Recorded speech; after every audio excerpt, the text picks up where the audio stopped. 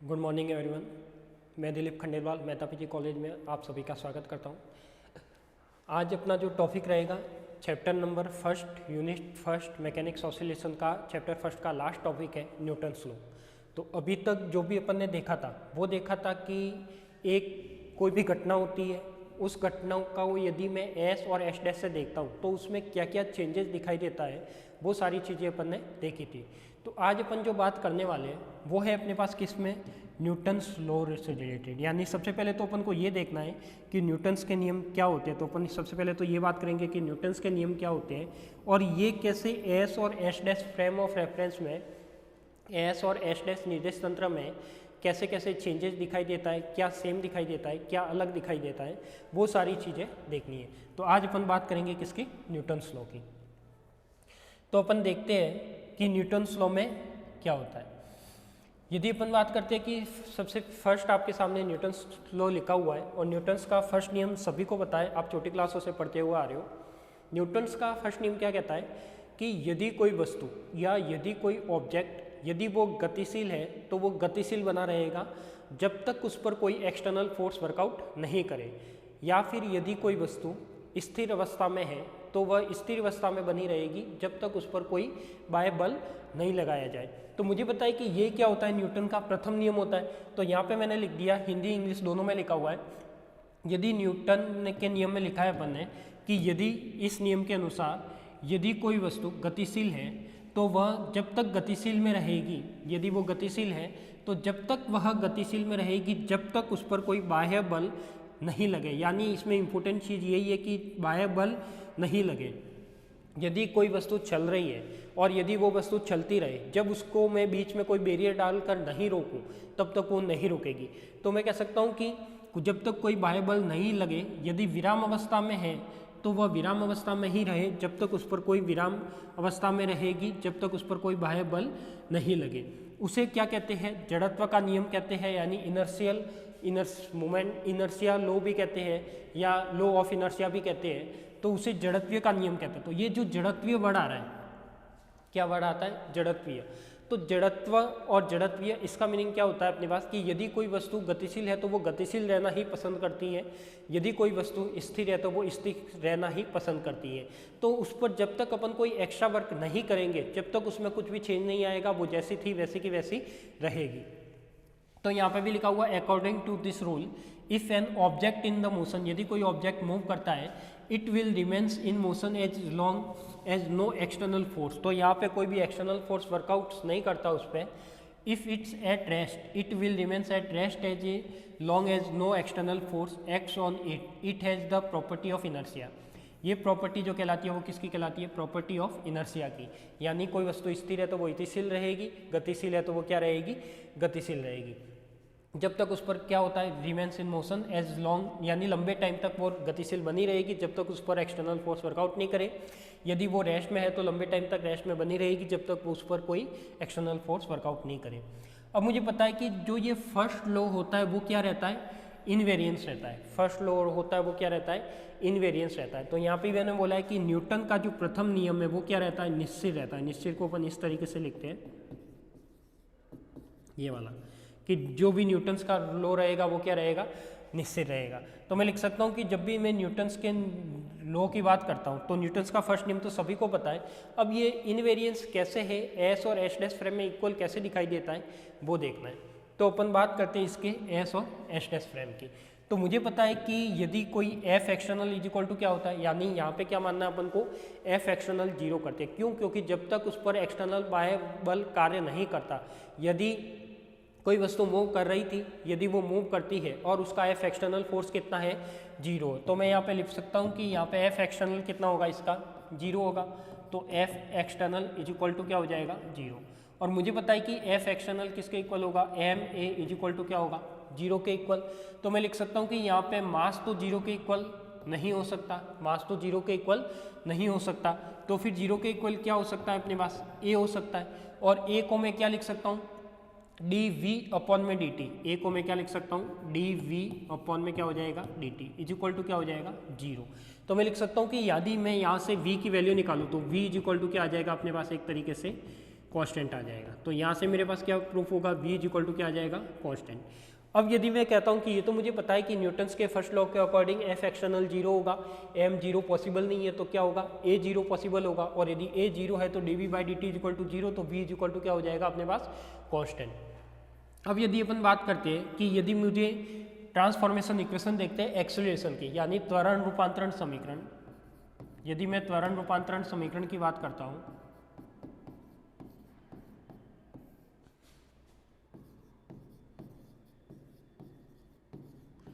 यदि मैं त्वरण रूपांतरण समीकरण की बात करता हूँ तो यहाँ पे क्या हो जाएगा अपने पास, त्वरण रूपांतरण समीकरण में क्या हो जाएगा, ए। तो मैं लिख सकता हूँ कि यहाँ पे त्वरण रूपांतरण समीकरण में क्या आ जाएगा, मुझे पता है कि उसका त्वरण कोई भी एक निर्देशांक एक के रेस्पेक्ट में यदि मूव करता है तो उसका एक्सेलरेशन कितना आता है, ए डैश इज इक्वल टू ए, यानी वो क्या दिखाई देता है, इक्वल दिखाई देता है। यदि ए अपना इसके अकॉर्डिंग 0 है तो मुझे पता है कि ए, तो मुझे पता है कि कितना था यहाँ पे 0 था, तो ए डैश भी क्या होगा, 0 होगा। यदि ए डैश 0 है तो ये क्या हो जाएगा, डी वी डैश अपॉन में D T is equal to ये भी क्या होगा 0, और इसका वी डैश भी क्या आ जाएगा, कांस्टेंट।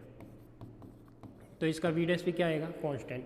यानी मैं कह सकता हूँ कि एस फ्रेम में यदि वेलोसिटी देखी तो भी वो कांस्टेंट आ रहा था, एस डैश फ्रेम में न्यूटन्स की फर्स्ट लॉ के अकॉर्डिंग वेलोसिटी देखी तो भी वो क्या आ रहा है, कांस्टेंट आ रहा है। तो मैं यहाँ पे कह सकता हूँ कि यहाँ V dash is equal to भी कांस्टेंट है और यहाँ पे वी इज इक्वल टू भी क्या है, कांस्टेंट है। तो इसका मतलब मैं कह सकता हूँ कि जो फर्स्ट लॉ है वो क्या है अपने पास, निश्चित है।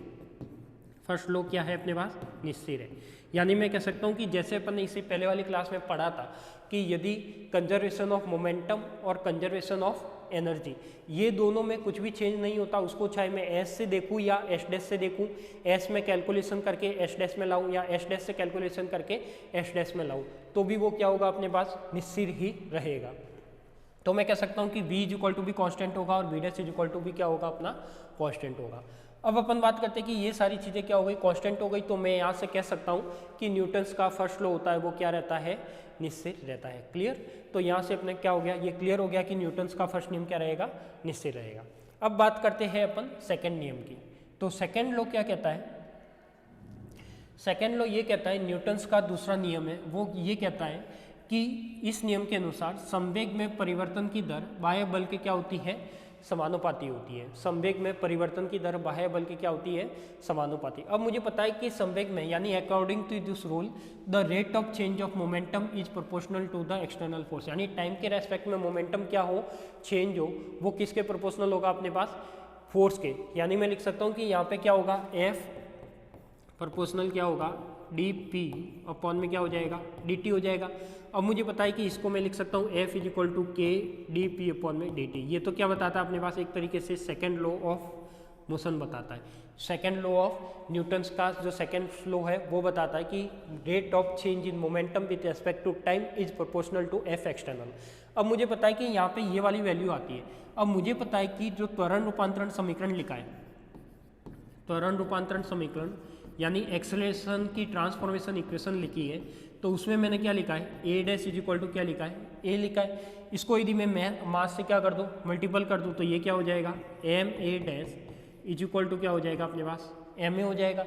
यानी ये वाली टर्म क्या बनेगी, F dash is equal to क्या बन जाएगा, एफ, क्या बन जाएगा, F dash is equal to F. अब मैं कह सकता हूँ कि देखो यहाँ पे यदि दोनों का एक्सेलरेशन इक्वल था, क्या था अपने पास, दोनों का एक्सेलरेशन इक्वल था, या ट्रांसफॉर्मेशन इक्वेशन के बेस पे एक्सेलरेशन क्या था, इक्वल था, तो यहाँ पे क्या हुआ, M A dash is equal to क्या हो गया, एम ए। यानी मैं लिख सकता हूँ कि यहाँ दोनों का फोर्स क्या आ गया, इक्वल आ गया। और यदि न्यूटन्स के अकॉर्डिंग ये दोनों फोर्स इक्वल आ गए, तो ये भी मैं कह सकता हूँ कि ये भी कैसा होगा अपने पास, निश्चित होगा। ये भी कैसा होगा अपने पास, निश्चित होगा। तो ये क्या हो जाएगा अपने पास, इनवेरिएंस। ये भी कैसा होगा अपने पास, इनवेरिएंस। तो मैं कह सकता हूँ कि यहाँ पे न्यूटन्स का फर्स्ट लॉ में वेलोसिटी दोनों की कांस्टेंट आई, तो उसको मैंने मान लिया फर्स्ट लॉ इनवेरिएंस है। न्यूटन्स के सेकंड नियम लॉ के अकॉर्डिंग अपने पास यहाँ पे मोमेंटम है, और मुझे पता है कि एस और एस डैश में मोमेंटम भी एक तरीके से क्या आता है, इसी टाइप का आता है। यानी मोमेंटम भी अपन ने देखा है कंजर्वेशन के बेस पे कि वो भी क्या होता है, निश्चित होता है, यानी चेंज नहीं होता। तो यहाँ पे भी अपन ने क्या लिख लिया कि उसका फोर्स भी क्या होगा, F dash is equal to F. तो यहाँ पे क्या हो जाएगा अपने पास, ये इनवेरिएंस हो जाएगा। क्लियर। फिर अपन बात करते हैं न्यूटन्स के थर्ड लॉ की। न्यूटन्स का थर्ड लॉ है, आप सभी जानते हैं, क्या जानते हैं इस नियम के अनुसार यदि किसी वस्तु पर क्रिया कराई जाती है, यदि किसी वस्तु पर क्या करवाई जाती है, क्रिया करवाई जाती है, तो वह वस्तु उसकी विपरीत दिशा में क्या करता है, प्रतिक्रिया करता है। क्या करता है? यदि किसी वस्तु को, यदि किसी कोई ऑब्जेक्ट है उस पर मैं यदि कुछ क्रिया करवाता हूँ तो उसका ऑपोजिट होगा, वो भी क्या बताएगा अपन को, प्रतिक्रिया बताएगा। तो मैं लिख सकता हूँ कि एक क्रिया हो रही है, दूसरी क्या हो रही है मेरे पास, प्रतिक्रिया हो रही है। जो थर्ड लॉ है वो इस पर ही इंपॉर्टेंट है। तो अपन ने ये लिखा है, according to this rule if any action is taken on any object then the object reacts in the opposite direction. यानी मैं कह सकता हूँ कि सिंपल सा एग्जांपल कि यदि अपन, जैसे आपने वो गन वाला एग्जांपल देखा होगा कि यदि मैं किसी गन से, गन को मैं यहाँ पे रख के बुलेट को फायर करता हूँ या गन से कोई बुलेट फायर करता हूँ, तो जैसे बुलेट जिस वेलोसिटी से बाहर निकलती है गन से, तो जो गन है, गन के ऊपर एक फोर्स लगता है, तो वो गन अपने पीछे की ओर क्या जाती है, रिएक्ट करती है। तो मैं कह सकता हूँ कि जैसे कोई गन है तो गन से कोई बुलेट बाहर निकली, तो यहाँ पे मैं कहता हूँ कि जैसे ये वाली गन थी, इस टाइप की मैंने कोई गन बना रखी है। अब ये वाली जो गन है अपने पास, ये इस टाइप की गन है। अब मैं कहता हूँ कि जब भी ये बुलेट यहाँ से बाहर निकलेगी, क्या निकलेगी, कोई बुलेट है वो यहाँ से बाहर निकलेगी, यदि बुलेट यहाँ से बाहर निकलेगी तो यहाँ पे मैं कह सकता हूँ कि बुलेट बाहर निकलेगी तो इसमें बुलेट की कुछ ना कुछ वेलोसिटी होगी। जितनी वेलोसिटी से ये बुलेट आगे जाएगी उतनी ही वेलोसिटी ऑपोजिट डायरेक्शन में भी लगेगी, यानी उतनी ही वेलोसिटी या उतना ही फोर्स का लगेगा, ऑपोजिट डायरेक्शन में भी लगेगा। तो यहाँ पे मैं कहता हूँ कि जब भी गन को, जो आर्मी वाले या मिलिट्री वाले जब भी गन को चलाते हैं वो पर्टिकुलर एक बेस बनाकर चलाते हैं, वो डायरेक्ट नहीं चलाते। तो मैं कह सकता हूँ कि बेस क्यों बनाते हैं, ताकि उनमें जो ये फोर्स लगेगा उस फोर्स की वजह से बार बार गन्स में डिस्टर्बेंस ना आए, ताकि आपका जो टारगेट है या जो भी फोकस है वो बना रहे। तो मैं कह सकता हूँ कि जो क्रिया प्रतिक्रिया नियम है वो यही बताता है। बाकी आप यदि क्रिकेट की बॉल पकड़ते हो तो क्रिकेट की बॉल को पकड़ने के लिए भी यही एग्जाम्पल यूज करते हो कि जब भी कोई बॉल आती है तो बॉल आती है तो बॉल पकड़ते हो तो आप हाथ क्या करते हो, पीछे की तरफ ले जाते हो, तो उसका भी एक वही मीनिंग होता है। तो मैं कह सकता हूँ कि एक तो क्रिया होती है और एक क्या होती है, प्रतिक्रिया होती है। ये भी क्या बताता है, न्यूटन्स का थर्ड नियम। अब यदि मैंने कह दिया कि न्यूटन्स का फर्स्ट लॉ और सेकंड लॉ, तो क्या बताता है कि इनवेरिएंस होता है। तो यहाँ पे जो क्रिया प्रतिक्रिया वाला नियम है वो चाहे एस फ्रेम में हो या एस डैश फ्रेम में हो, वो भी क्या रहेगा, दोनों इक्वल रहेगा। और यदि वो भी इक्वल रहेगा तो मैं कह सकता हूँ कि वो भी क्या होगा अपने पास, निश्चित होगा, वो भी क्या होगा अपने पास, निश्चित होगा। तो इस तरीके से मैं कह सकता हूँ कि वो भी क्या रहना चाहिए अपने पास, इनवेरिएंस रहना चाहिए। क्लियर? तो ये तो अपने पास था न्यूटन्स का लॉ, और न्यूटन्स के तीनों लॉ थे जो एस और एस डैश फ्रेम में क्या रहते हैं, इनवेरिएंस रहते हैं या अपरिवर्तित रहते हैं। तो चाहे न्यूटन्स के नियम को यदि एस फ्रेम से देखा जाए या एस फ्रेम में ऑब्जर्वर किया जाए, एस डैश फ्रेम में ऑब्जर्व किया जाए, तो उन दोनों में जो रिलेशन मिलता है या दोनों में जो भी अपने पास ऑब्जर्वेशन मिलेगा वो क्या मिलेगा, सेम मिलेगा। जो रिजल्ट मिलेगा वो क्या मिलेगा, सेम मिलेगा। क्लियर? ये तो थे अपने पास न्यूटन्स के नियम, और इसी के साथ ये वाला चैप्टर भी क्या होता है, कंप्लीट होता है। अब अपन बात करते हैं कुछ न्यूमेरिकल की। तो इस चैप्टर के जो इंपॉर्टेंट न्यूमेरिकल है, जो आरयू में या राजस्थान यूनिवर्सिटी में सबसे ज़्यादा इंपॉर्टेंट देखने को मिलते हैं, तो मैं कह सकता हूँ कि जो इंपॉर्टेंट न्यूमेरिकल है उसी को अपन को देखना है। तो यहाँ पे देखो आपके सामने एक न्यूमेरिकल दिख रहा है, और चैप्टर नंबर फर्स्ट में एक ही ऐसा न्यूमेरिकल है जो सबसे ज़्यादा बार एग्जाम में रिपीट होता है। वो चाहे कोई सी भी यूनिवर्सिटी का एग्जाम हो, यदि आप बीएससी फर्स्ट ईयर या फर्स्ट सेमेस्टर की तैयारी कर रहे हो तो सबसे ज़्यादा रिपीट होने वाला एग्जाम्पल है ये वाला। अब ये क्या कह रहा है, देखो इस क्वेश्चन को समझना है और इसको अच्छे से करना भी है। ये कह रहा है कि सिद्ध कीजिए कि एक प्रक्षेप्य यानी एक प्रोजेक्टाइल मोशन है। क्या है अपने पास, एक प्रोजेक्टाइल मोशन है। प्रोजेक्टाइल का मतलब होता है कि कोई भी मैं बॉल फेंकता हूँ, जैसे क्रिकेट की बॉल फेंकी जाती है तो क्रिकेट की बॉल कुछ इस तरीके से फेंकी जाती है। जैसे मैंने कह दिया कि क्रिकेट की बॉल अपन इस तरीके से फेंकते हैं। कैसे फेंकते हैं, इस तरीके से। जैसे मैंने कहता हूँ कि क्रिकेट की बॉल को यदि मैं ऐसे फेंकता हूँ तो वो ऐसे जाके फिर क्या आती है, नीचे आती है। तो वो ऐसे नीचे आती है, तो मैं कह सकता हूँ कि ये जो मोशन कहलाता है वो कैसा कहलाता है, प्रोजेक्टाइल मोशन कहलाता है। तो मैं लिख सकता हूँ कि यहाँ पे ये क्या कहलाएगा अपने पास, प्रोजेक्टाइल मोशन कहलाएगा। अब यहाँ पे मैं क्वेश्चन है, क्वेश्चन के अकॉर्डिंग अपन इसका डायग्राम बनाते हैं कि सिद्ध कीजिए कि एक प्रक्षेप्य का पथ दूसरे प्रक्षेप्य से देखने पर एक सरल रेखा में दिखाई देता है। किस में दिखाई देता है, एक सरल रेखा में दिखाई देता है। तो मैं लिख सकता हूँ कि ये स्ट्रेट लाइन में कैसे दिखाई देगा उसकी बात करनी है। तो यहाँ पे देखते हैं कि proof that the trajectory of the projectile as seen from another projectile is always straight line. अब देखो ये वाला राजस्थान यूनिवर्सिटी में तो काफ़ी बार ये वाला क्वेश्चन रिपीट हुआ है, जो ऑलमोस्ट 2 या 3 ईयर्स में रिपीट होता रहता है, और इस चैप्टर का सबसे इंपॉर्टेंट क्वेश्चन है जो आता रहता है एग्जाम में। अब इसका अपन देखते हैं कि यदि मैं एक प्रोजेक्टाइल मोशन लेने हैं, एक का दूसरे के रेस्पेक्ट में यदि मैं प्रक्षेप्य पथ देखूं तो वो मुझे एक सरल रेखा में क्या दिखाई देना चाहिए। तो उसको मैं देखता हूं कि वो कैसे करेंगे सॉल्व। तो सबसे पहले तो अपन इसका डायग्राम बनाते हैं कि ये कैसे दिखेगा और इसका डायग्राम कैसे बनेगा। तो देखो डायग्राम बनाने के लिए अपन एक कंसेप्ट काम में लेते हैं प्रोजेक्टाइल मोशन। तो सबसे पहले तो मैंने क्या ले लिया, कोई एक्सिस ले लिया, एक एक्सिस ये एक्स हो गया, ऐसे अपने पास दूसरा एक्सिस हो गया वाई, दूसरा एक्सिस क्या हो गया मेरे पास वाई, ये दोनों एक्सिस हो गए। अब मैं लिख सकता हूँ कि इसका प्रोजेक्टाइल मोशन मुझे ड्रॉ करना है। प्रोजेक्टाइल मोशन ड्रॉ करना है, इसका मतलब ये क्या हो जाएगा अपने पास, ये प्रोजेक्टाइल कुछ इस तरीके से होगा, ये प्रोजेक्टाइल होगा, अपन को हाथ से बनाना पड़ेगा। तो ये प्रोजेक्टाइल होगा कुछ इस तरीके से।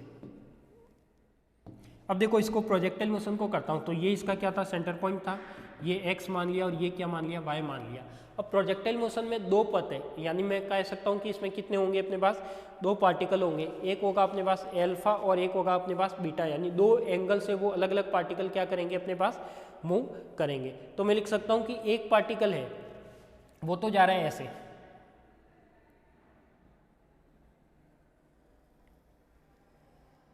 ये जा रहा है, यानी मैं इसकी डायरेक्शन की बात करूँ तो इसकी डायरेक्शन ये होगी, ये हो जाएगी। दूसरा जो प्रोजेक्टाइल मोशन है वो जा रहा है इस टाइप से, जो मैं बना रहा हूँ रेड कलर से,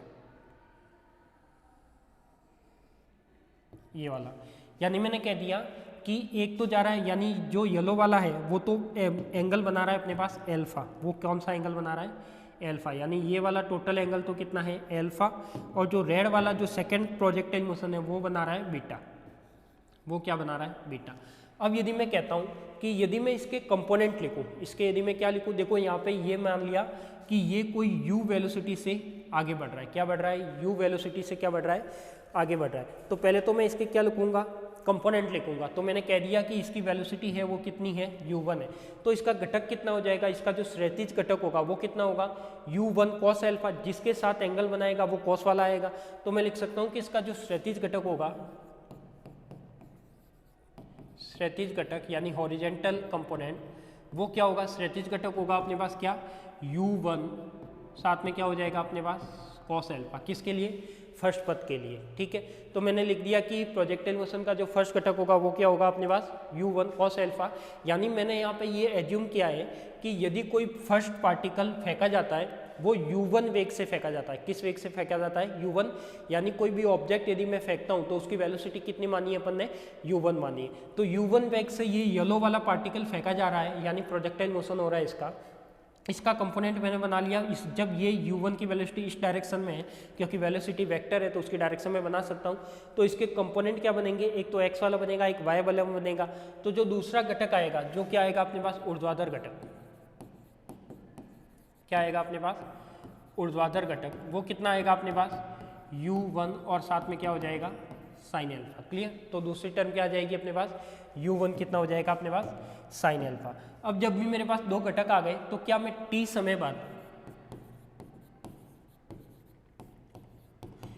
समय बाद इसकी वेलोसिटी के कंपोनेंट लिख सकता हूँ क्या, तो बिल्कुल मैं इसके वेलोसिटी के कंपोनेंट लिख सकता हूँ। कैसे लिखूँ वो वेलोसिटी कंपोनेंट, तो मैं लिख सकता हूँ कि t समय बाद यदि वेग का क्षैतिज घटक, लिख सकता हूँ मैं क्या, वेग का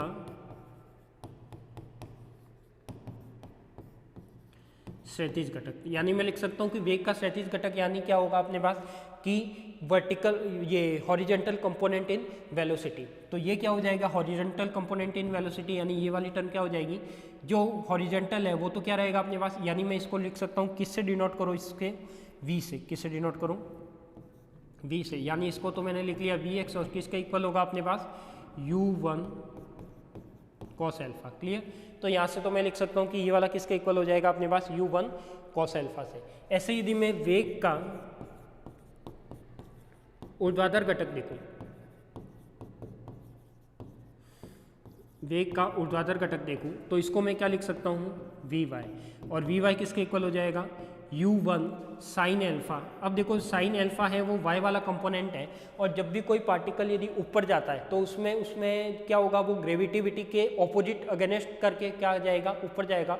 और जब भी कोई पार्टिकल ऊपर जाता है तो वो इसका जो त्वरण होगा वो गुरुत्वीय त्वरण काम करता है, तो उसमें एक टर्म आती है माइनस की gt, कि जब भी कोई पार्टिकल ऊपर की ओर फेंका जाता है तो उसमें से जीटी क्या होता है, कम होता है। तो मैं लिख सकता हूँ कि यहाँ पे ये जो इसका वेग का ऊर्ध्वाधर घटक बनेगा वो क्या बनेगा, u1 साइन एल्फा माइनस का क्या बन जाएगा, जीटी। तो ये तो मैंने किसकी बात की, केवल और केवल एक कंपोनेंट की बात की। किसकी बात की, एक कंपोनेंट की।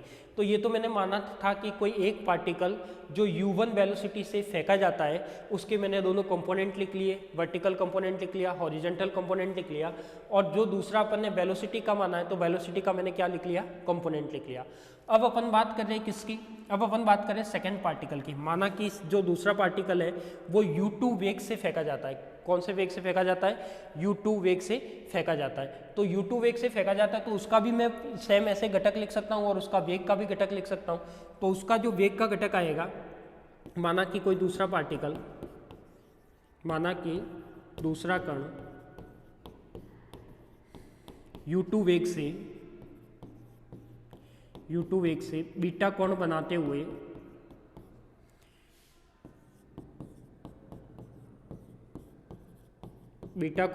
हुए फेंका जाता है। और यदि बीटा कोण से फेंका जाता है तो मैं लिख सकता हूँ कि जब भी वो बीटा कोण से फेंका जाएगा तो मैं कैलकुलेशन या इसका जो वेलोसिटी का कंपोनेंट है वो लिख सकता हूँ कि वो क्या आ जाएगा अपने पास। अब यहाँ पे मैं थोड़ा सा v चेंज कर लेता हूँ, मैंने कर लेता हूँ vx इक्वल टू, तो क्या आ जाएगा अपने पास u2 साथ में क्या हो जाएगा कॉस बीटा। एक तो ये घटक आ जाएगा, दूसरा सेम ऐसे कैसे आ जाएगा vy इक्वल टू क्या हो जाएगा अपने पास u2 और साथ में क्या हो जाएगा अपने पास साइन बीटा माइनस का क्या हो जाएगा अपने पास gt। ठीक है, तो ये क्या हो गए अपने पास, सारे के सारे मैंने कंपोनेंट लिख लिए। कंपोनेंट में मैंने पहले u1 था, u1 के दोनों कंपोनेंट लिख लिए, उसके वेलोसिटी के कंपोनेंट लिख लिए। ऐसे ही मेरे पास जो दूसरा पार्टिकल था जो u2 वेग से फेंका जाता है, और u2 वेग से फेंका जाता है तो वो बीटा डिग्री एंगल बनाते हुए फेंका जाता है, तो उसके भी मैंने दोनों कंपोनेंट लिख लिए। और ये भी यदि ऊपर की ओर फेंका जाता है तो y कंपोनेंट में से gt क्या हो जाएगा, कम हो जाएगा। क्लियर। अब अपन इसमें देखते हैं कि इसको कैसे लिखा जाए। तो मुझे पता है कि यदि मैं वेलोसिटी की बात करता हूँ, किसकी बात करता हूँ अपन, वेलोसिटी की बात करता हूँ, तो ये वेलोसिटी आती है वो क्या आती है, वेलोसिटी आती है वो क्या आती है। तो अपन इसकी बात करते हैं कि वेलोसिटी जो भी आएगी वो क्या आएगी। तो मैं लिख सकता हूँ कि जो वेग रूपांतरण समीकरण होता है, तो ये अभी अपन ने पढ़ा हुआ है। यहाँ पे क्या अपने पास वेग रूपांतरण समीकरण,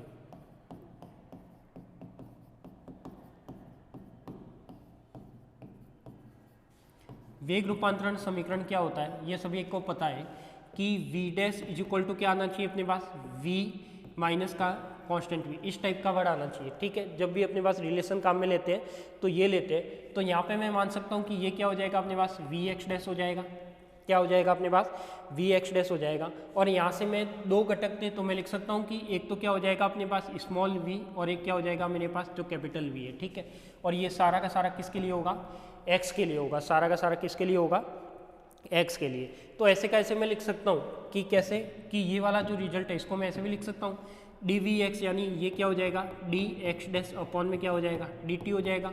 तो इसको मैं लिख सकता हूँ कि ये vx है और माइनस का क्या है vx। यदि मैं इसमें से मैं क्या करूँ dx डैश, वेलोसिटी को मैं dx बाई dt तो लिख ही सकता हूँ, इज इक्वल टू यहाँ पे देखो स्मॉल vx। तो स्मॉल vx की वैल्यू अपन ने निकाल रखी है कि स्मॉल vx कितना था अपने पास u2 cos बीटा, कितना था u2 cos बीटा, यानी जो स्मॉल vx है वो कितना है u2 cos बीटा। तो ये हो जाएगा अपने पास क्या u2 cos बीटा माइनस का जो vx है वो कितना हो जाएगा अपने पास, वो हो जाएगा अपने पास कितना u2 cos बीटा के साथ vx है तो वो हो जाएगा अपने पास u1, और x कंपोनेंट की बात करें तो वो कितना हो जाएगा cos एल्फा हो जाएगा। अब मैं कह सकता हूँ कि यदि इसका मैं dt को उधर भेज दूँ तो ये क्या हो जाएगा dx dash is equal to u2 cos beta minus का हो जाएगा u1 cos एल्फा, इधर क्या हो जाएगा अपने पास dt हो जाएगा। लिख सकता हूँ मैं ये क्या हो जाएगा अपने पास dt हो जाएगा। यानी मैं लिख सकता हूँ कि यदि x डैश की यदि समाकलन करो, इसका इंटीग्रेट करूँ,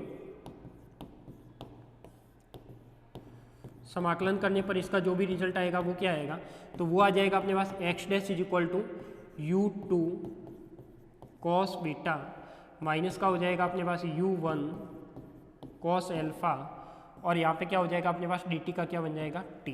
यानी मैं जब भी इसका इंटीग्रेट करता हूँ तो ये वाली वैल्यू निकलेगी, यानी इसका जो x डैश आया वो क्या आ गया, ये आ गया। अब मैं क्या करता हूँ, ऐसे का ऐसे जैसे मैंने x कंपोनेंट का निकाला है वैसे का वैसे मैं क्या निकालता हूँ, y कंपोनेंट का निकालता हूँ। किसका निकालता हूँ, y का। तो देखो यहाँ पे y के लिए क्या आ जाएगा, V Y dash is equal to small V Y और कैपिटल वी वाई। तो यहाँ पे क्या आ जाएगा अपने पास, इसको यदि मैं थोड़ा सा,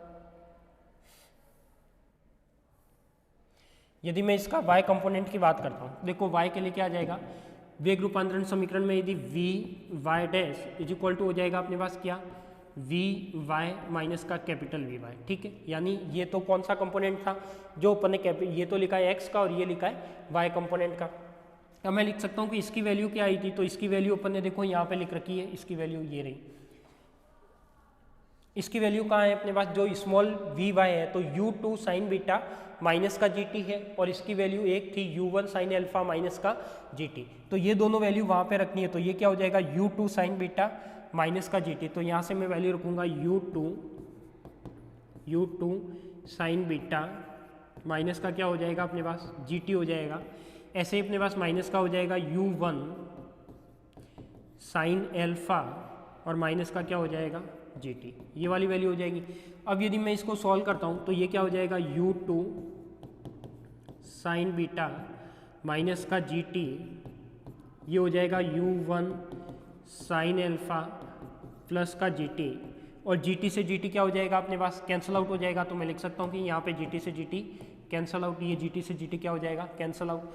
तो अपने पास क्या बचेगा, तो ये वाली टर्म बचेगी अपने पास क्या, V Y dash is equal to हो जाएगा अपने पास u2 साइन बीटा माइनस का क्या हो जाएगा u1 साइन एल्फा। क्लियर।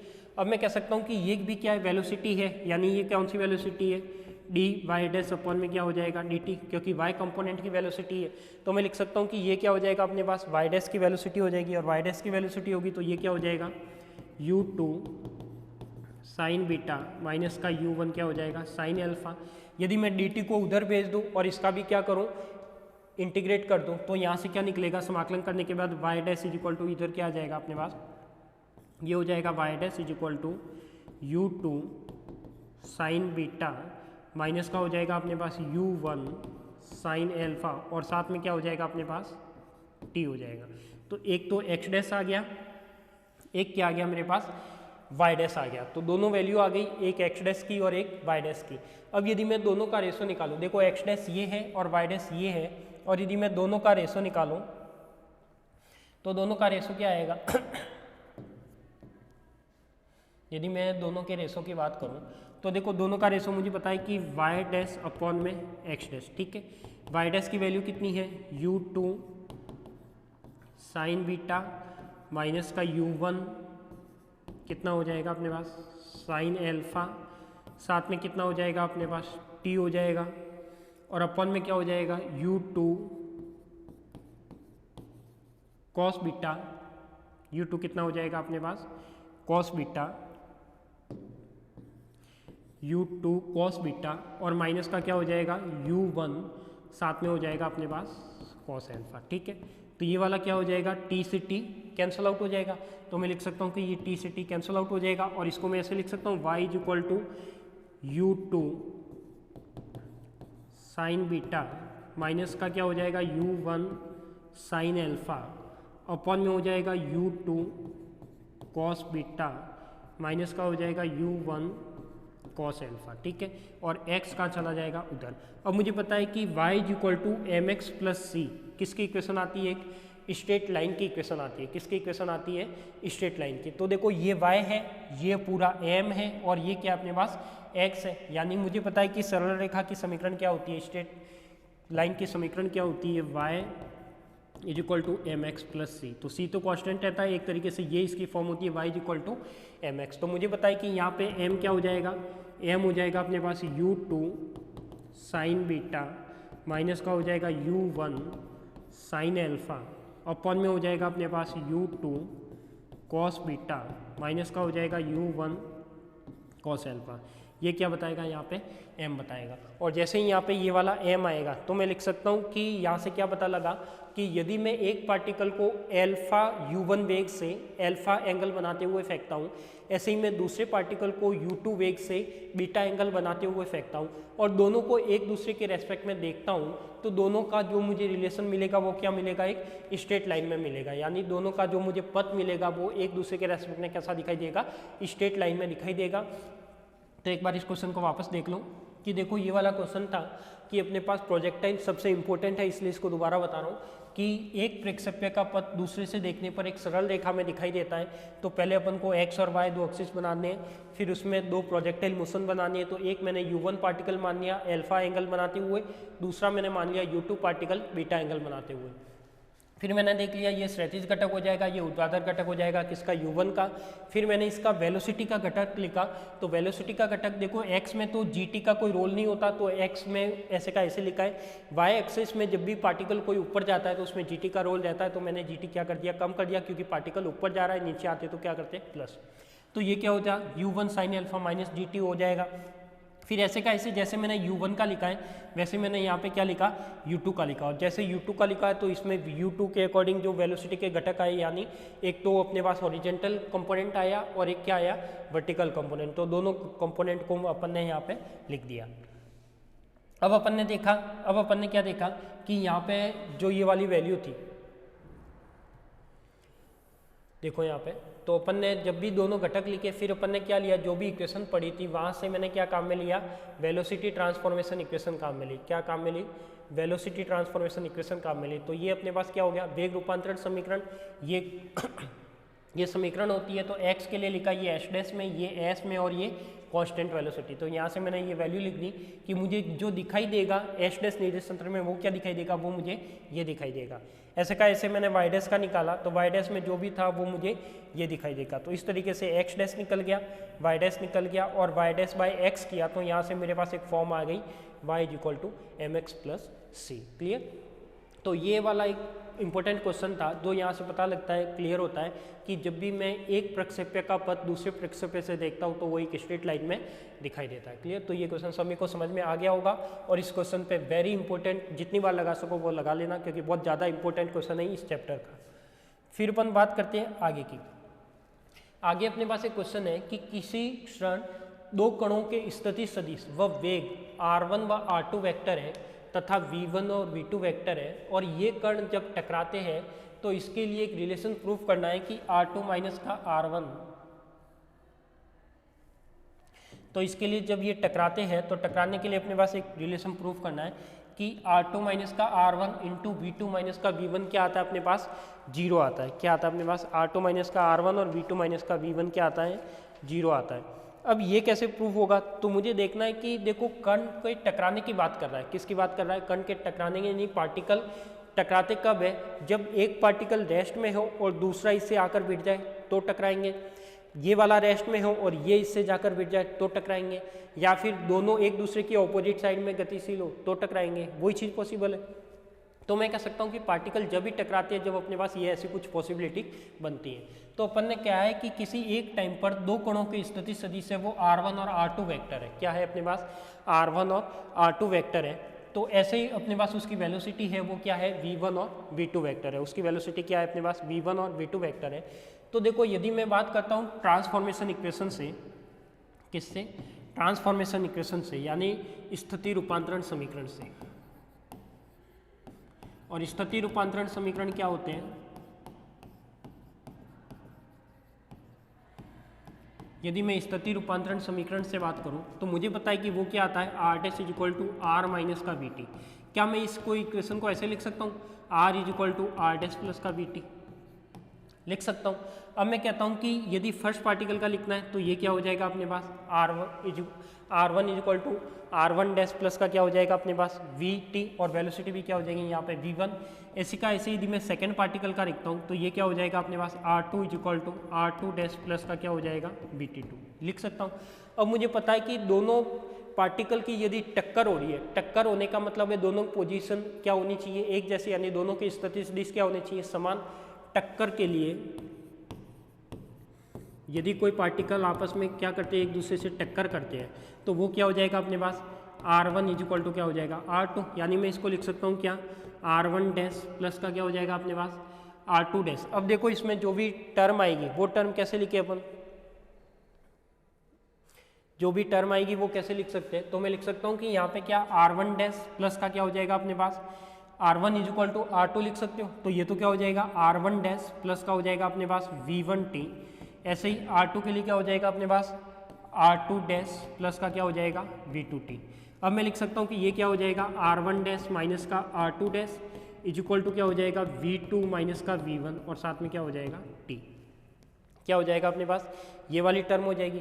अब मैं लिख सकता हूँ कि इसमें मुझे क्या करना है कि ये वाली जो टर्म आ रही है वो वाली टर्म क्या है अपने पास R2 माइनस का यहाँ पे R1 माइनस R2 है और यहाँ पे क्या है R2 माइनस का R1 है। तो इसको मैं ऐसे लिख सकता हूँ कि यहाँ पे क्या हो जाएगा अपने पास, यदि इसमें से मैं माइनस कॉमन निकालूँ, माइनस कॉमन लेके उधर भेज दूँ, तो ये क्या हो जाएगा माइनस R2 माइनस का क्या हो जाएगा R1 vector is equal to क्या हो जाएगा अपने पास V2 माइनस का क्या हो जाएगा V1 और साथ में क्या हो जाएगा अपने पास T हो जाएगा। अब मैं लिख सकता हूँ कि यहाँ पे क्या हो जाए अपने पास ये माइनस उधर जाएगा तो R2 डैश माइनस का हो जाएगा R1 dash is equal to minus का क्या हो जाएगा V2 माइनस का V1 और साथ में क्या हो जाएगा T। क्या हो जाएगा अपने पास। अब मैं कह सकता हूँ कि यहाँ पे देखो यदि दोनों साइड में V2 माइनस V1 का यदि दोनों ओर V2 माइनस V1 का क्रॉस यानी सदिश गुणनफल करूँ, क्या करूँ सदिश गुणन करूँ। सदिश गुणन करने पर क्या आएगा देखो यहाँ पे हो जाएगा R2 डैश माइनस का R1 dash is equal to क्या हो जाएगा अपने पास यहाँ पे हो जाएगा V2 माइनस का V1 और यहाँ पे वैल्यू क्या हो जाएगी अपने पास इज इक्वल टू हो जाएगा ये वाली वैल्यू माइनस का था ही V2 माइनस का V1 T साथ में था और इंटू क्या हो जाएगा V2 माइनस का V1। और मुझे पता है कि A क्रॉस का B सेम का सेम के साथ जो रिजल्ट आता है वो क्या आता है 0 आता है। तो मैं लिख सकता हूँ कि यहाँ पे R2 डैश माइनस का R1 डैश यहाँ पे हो जाएगा इंटू V2 माइनस का V1 और इसकी वैल्यू किसके इक्वल आएगी 0 के। तो यही अपन को प्रूफ करना था। अब इसमें ये क्वेश्चन दो तरीके से हो सकता है। अब जैसे अपन ने प्रूफ किया तो यहाँ पर क्या है R1 डैश है, क्या है अपने पास ये टर्म आई अपने पास R2 डैश माइनस का R1 dash into V2 minus का V1 इज इक्वल टू क्या कर दिया 0 कर दिया। आप इसका ऑपोजिट भी कर सकते हो। कैसे कि यदि मैं कहता हूँ कि ये वाली टर्म मैं प्लस में नहीं बनाऊँ, ऐसे का ऐसे रख लूँ कि ये फर्स्ट पार्टिकल का R डैश है और R डैश है, तो इसको मैं ऐसे लिख सकता हूँ R माइनस का VT, इसको मैं लिख सकता हूँ R2 माइनस का VT। यदि मैं उन दोनों को भी इक्वल करता हूँ तो भी अपने पास ऐसा ही रिजल्ट आएगा, बट यहाँ पे डॉट नहीं आएगा। तो जो क्वेश्चन में क्या पूछता है उसके अकॉर्डिंग देखना। यदि वो डैश कहता है कि मुझे ये प्रूफ करना है तब तो अपन को ये प्लस लेके करना। यदि वो कहता है कि मुझे ये डैश नहीं चाहिए, डैश वाली टर्म नहीं चाहिए, तो फिर अपन को क्या करना इस R को उधर रखना और वहाँ पे टक्कर के लिए R1 dash is equal to क्या करना R2 डैश करना। तो दोनों चीज़ें पॉसिबल है, तो वो भी कर सकते हो कि R2 डैश माइनस का क्या हो जाएगा R1 डैश। तो डैश में निकालना हो तो आप डैश में भी निकाल सकते हो और नॉर्मल में निकालना हो तो नॉर्मल में भी निकाल सकते हो।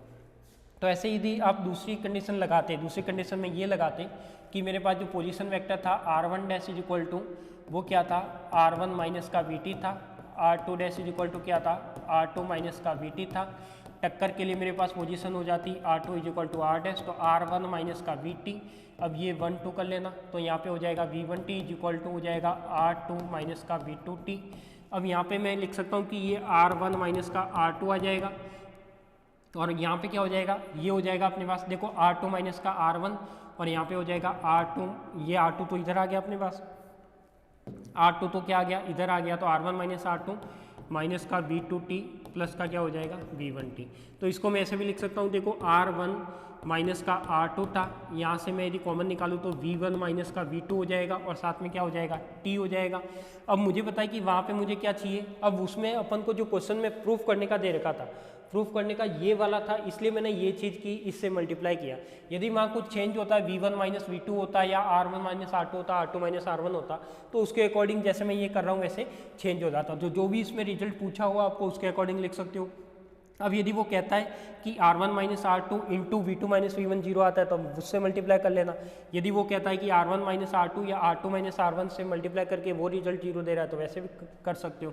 तो जो भी रिजल्ट दे उसमें कर सकते हो। तो ये वाले में क्या था V2 माइनस का V1 था, क्या था V2 माइनस का V1, तो इसमें क्या करना है अपन को V2 माइनस का V1 करना है। तो देखो इसमें अपन ने पहले वाले में यही किया है, यहाँ पे जो भी टर्म थी वो क्या आई थी, V2 माइनस में V1, ये उधर आया था और ये इधर आया था, तो इस टाइप से ये सॉल्व हुआ था। तो बाकी अपन ने देखो इस ज़्यादातर जो एग्जाम में इंपॉर्टेंट क्वेश्चन है वो एक तो ये वाला, एक पीछे प्रोजेक्टाइल वाला, ये दोनों क्वेश्चन एग्जाम में आते रहते हैं और आपको सॉल्व करने हैं, ठीक है।